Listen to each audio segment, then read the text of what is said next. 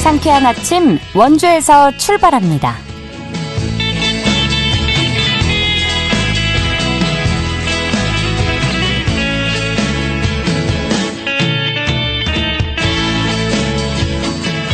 안녕하십니까. 8월 7일 수요일 KBS 원주방송국에서 보내드리는 상쾌한 아침 원주에서 출발합니다. 저는 진행의 이은주입니다. 오늘은 여름이 지나고 가을로 접어든다는 절기상 이추인데요. 하지만 여전히 무덥겠습니다. 오늘 낮 최고 기온 평창 32도, 원주와 횡성은 33도까지 오르겠는데요. 곳곳에 소나기 소식도 있습니다. 예상 강수량은 강원 내륙과 산지에 5에서 60mm, 강원 동해안에는 5에서 20mm입니다. 낮 기온이 크게 올라 대기가 불안정해지면서 호우주의보가 발령될 정도의 많은 양의 소나기가 쏟아지는 일이 반복되고 있으니까요. 당분간은 외출 시 우산 챙겨 다니시는 게 좋겠습니다. 오늘 준비한 소식입니다. 사회 경제적 문제로 출산에 어려움을 겪고 있는 위기 임산부를 위해 마련된 보호 출산제에 대해서 자세히 알아보고요. 어려운 이웃을 돕는 시민 서로 돕기 천사 운동이 올해로 22년째 지속되고 있습니다. 리포터 현장에서 소개해드리겠습니다. 연일 무더운 날씨가 이어져 원주시가 폭염 피해 대책 마련에 나섰는데요. 원주시 폭염 피해 현황과 행동 요령에 대해서 알아보도록 하죠. 8월 7일 수요일 상쾌한 아침 원주에서 출발합니다.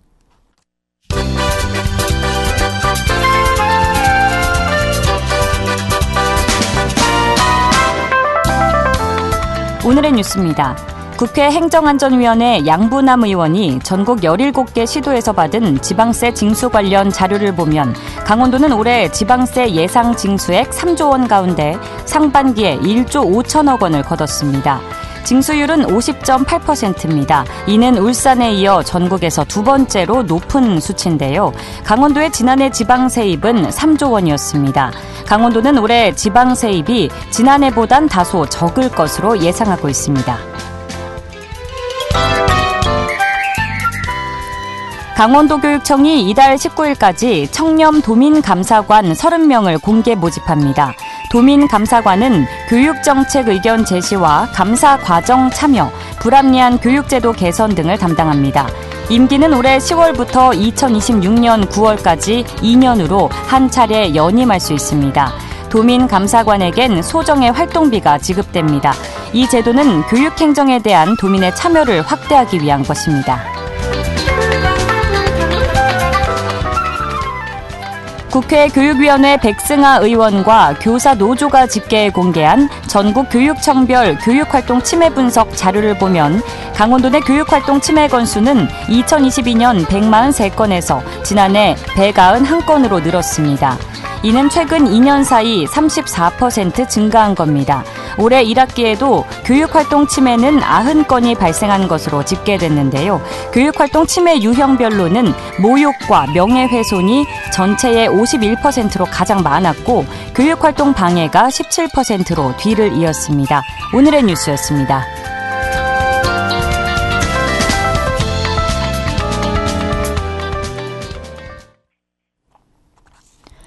상쾌한 아침 원주에서 출발합니다. 함께하고 계십니다. 뜻하지 않게 임신을 했거나 경제, 심리, 신체적인 사유 등으로 출산과 양육에 어려움을 겪고 있는 위기 임산부의 안전한 출산을 위해서 강원특별자치도 의회가 지난 2월에 위기 임산부 지원 조례를 가결했는데요. 제도가 갖고 있는 긍정적 효과도 물론 존재하지만 해당 아동에게 낙인 효과를 줄 우려가 있지 않냐는 목소리도 나오고 있습니다.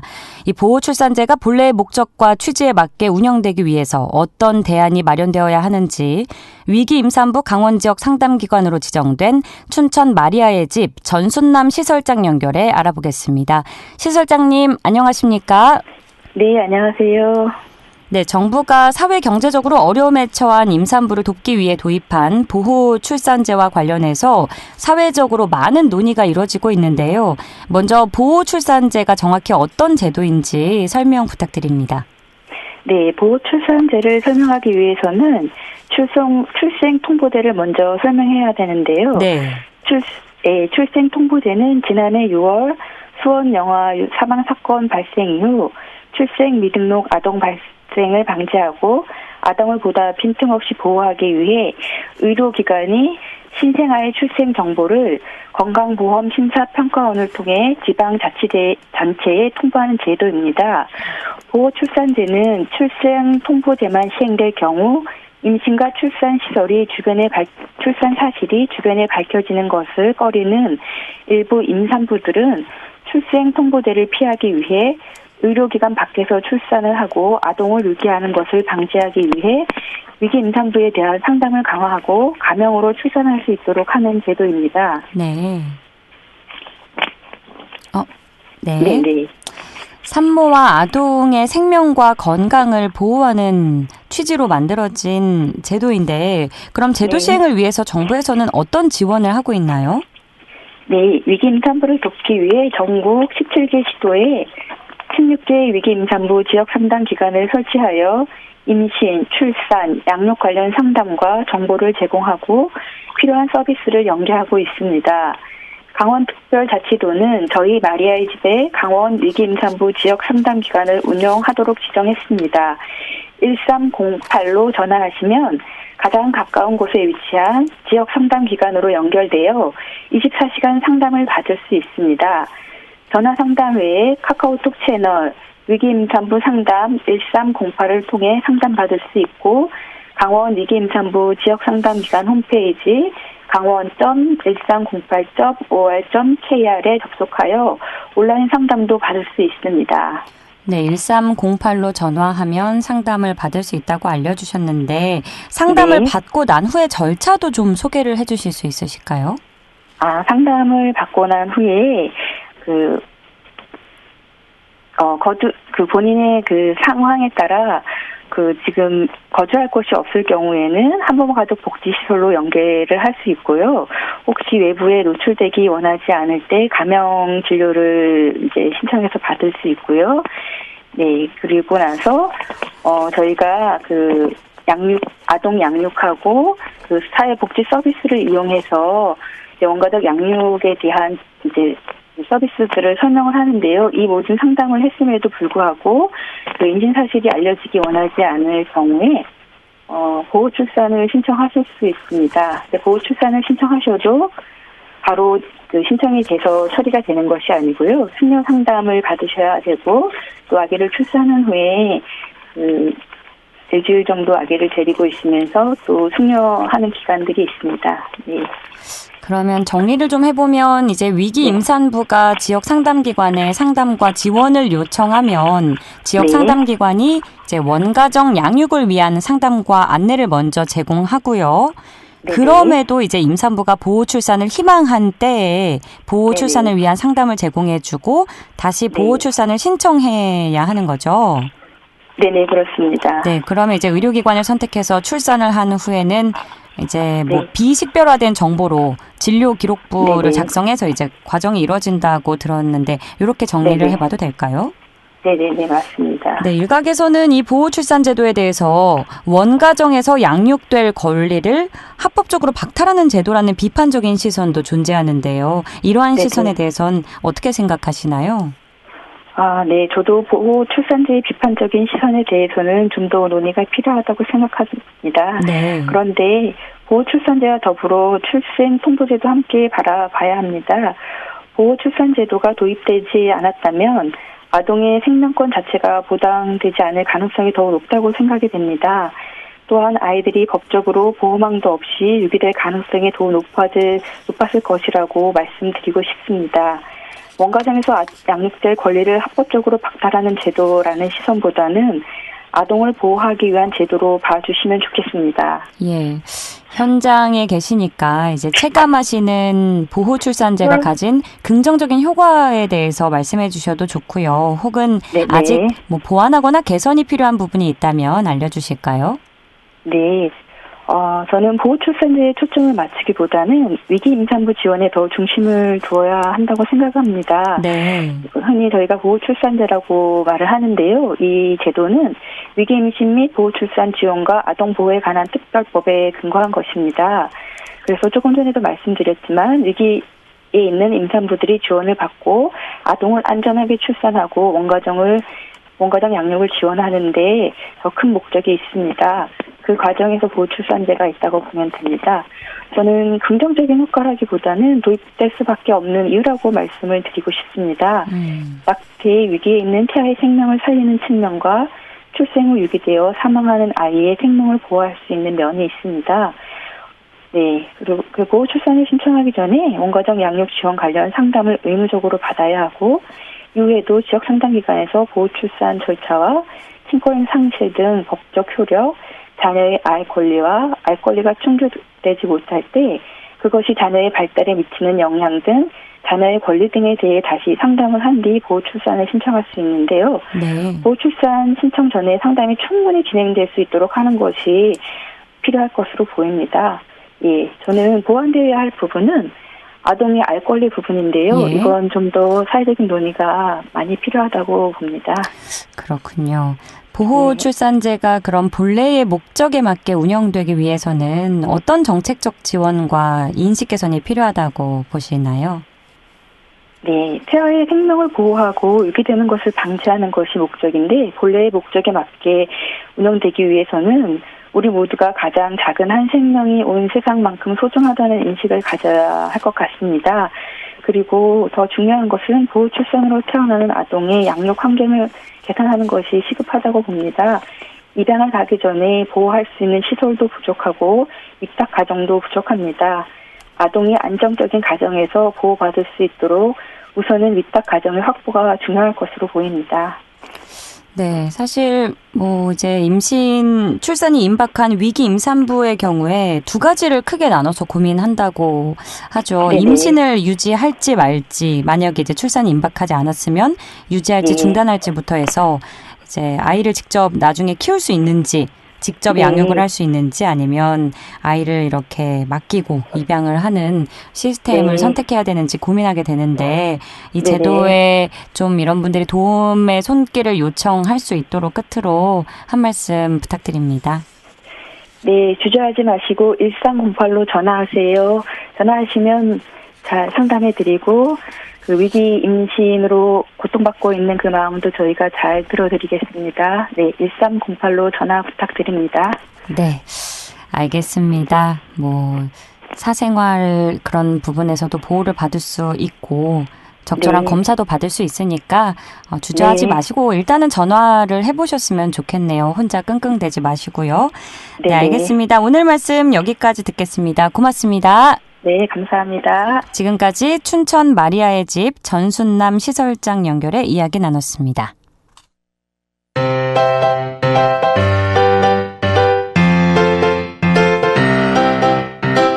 KBS 원주방송국이 유튜브 다시 듣기 서비스를 실시합니다. 매일 아침 강원 영서남부권의 뉴스와 정보를 전해드리는 상쾌한 아침 원주에서 출발합니다는 KBS 원주라디오 유튜브 채널을 통해 다시 들을 수 있습니다.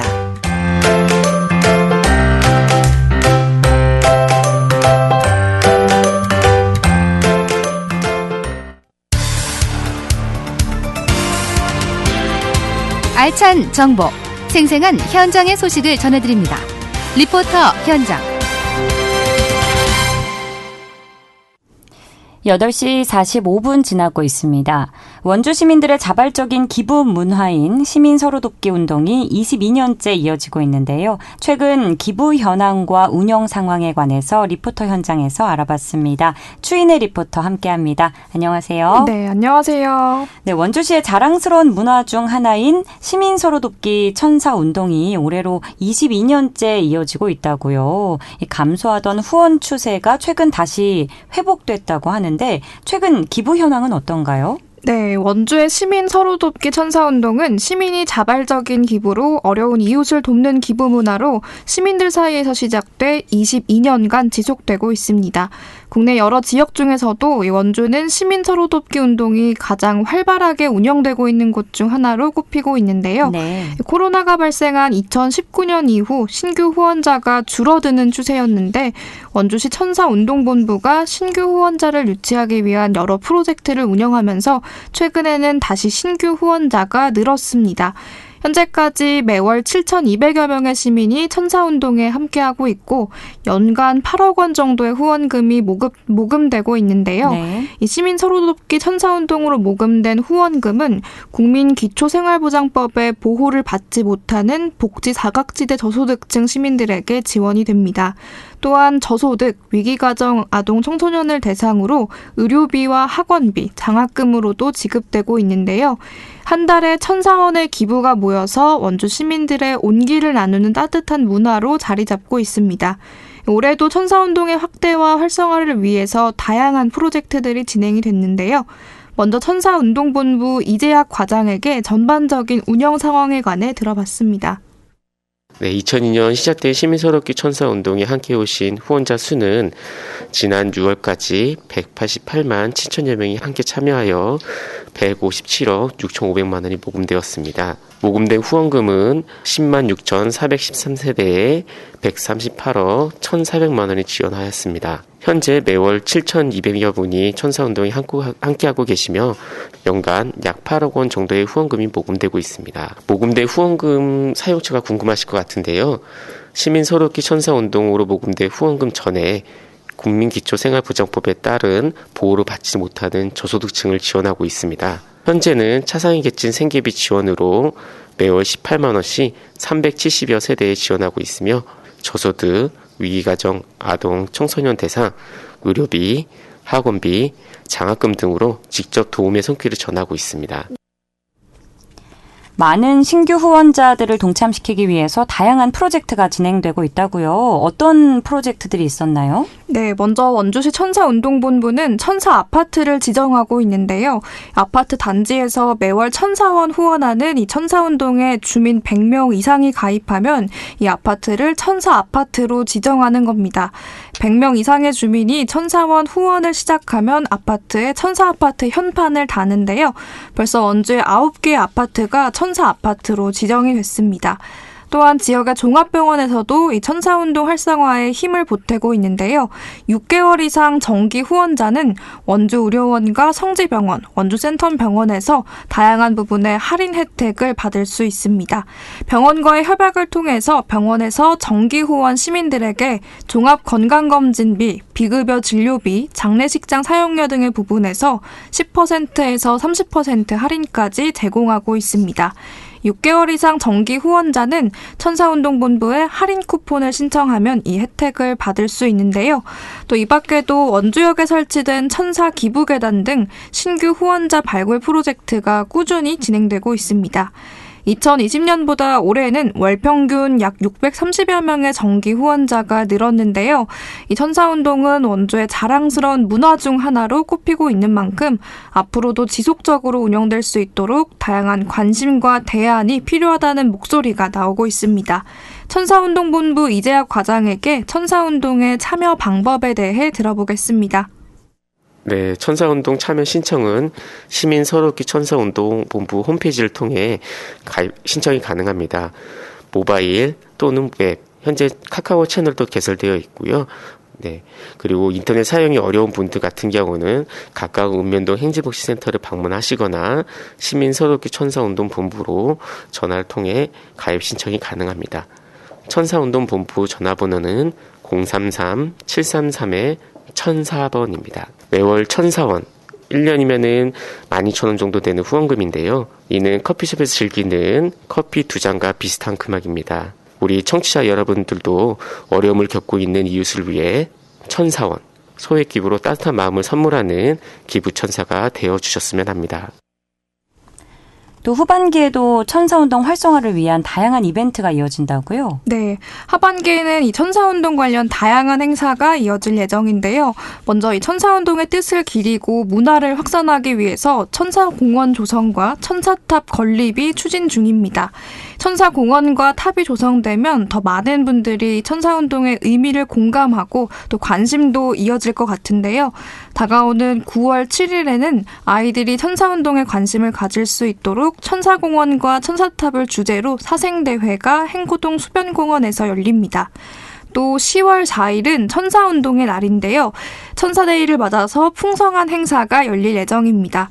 원주시 시민이 시민을 돕는 이 천사운동이 오랫동안 널리 운영될 수 있도록 많은 관심과 참여 이어지길 바랍니다. 네, 시민이 시민을 돕는 아름다운 기부 문화가 앞으로도 활발하게 잘 운영되면 좋겠고요. 하반기에 있을 다양한 관련 행사에도 많은 관심 가져주시면 좋겠네요. 오늘 소식 고맙습니다. 추인혜 리포터였습니다. 네, 감사합니다.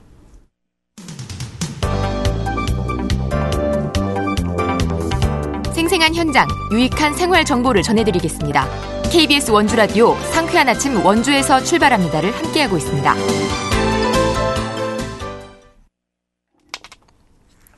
지금 시각 오전 8시 52분 지나고 있습니다.